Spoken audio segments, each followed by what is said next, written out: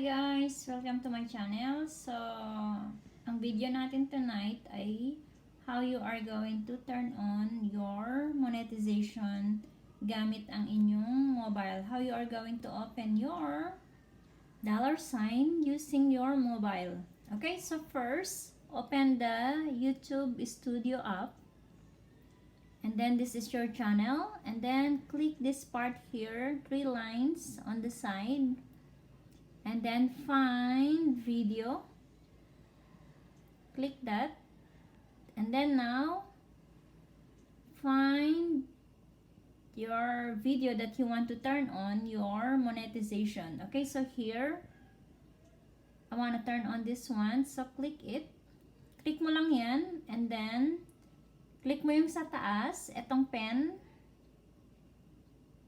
Okay, and then dito sa baba makikita mo dito is kung gusto mong i-edit yung thumbnail mo, click mo lang yan. And then add mo yung thumbnail mo or yung visibility mo, either public or private. And then ito yung sa monetization, yung $. And then naka-off siya, and then on mo lang yan. And then click mo siya on. And then dito makikita mo yung mga options. And then kung gusto mong dagdagan yung ads mo, click mo din yan. And then i-click mo lang yung arrow back. And then click save. Okay. Yes. So ganyan lang kabilis kung paano mag-turn on ng $. Okay, so this is a very step on how you are going to turn on your monetizations using your mobile or your cell phone. Okay, so I hope guys you learned something from my video. Okay, again, step by step, just click your app, and then click this line here, the 3 lines here, click that, this part.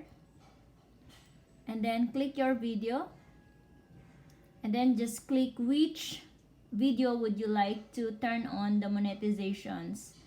Okay, I opened my live because before I just finished my live stream 12 minutes ago. Yeah, so that's it. And then I click it and then edit, and then here on this part you can just turn it on or turn off. Okay, so it's up to you which part. Okay, so I don't need to turn off this part here because I want to monetize it. You can add more ads if you like. Okay, and then don't forget to save it. Okay, as easy as that. Okay, if you have any questions, kung meron kayong mga tanong, just let me know. Just leave your comment on the comment section.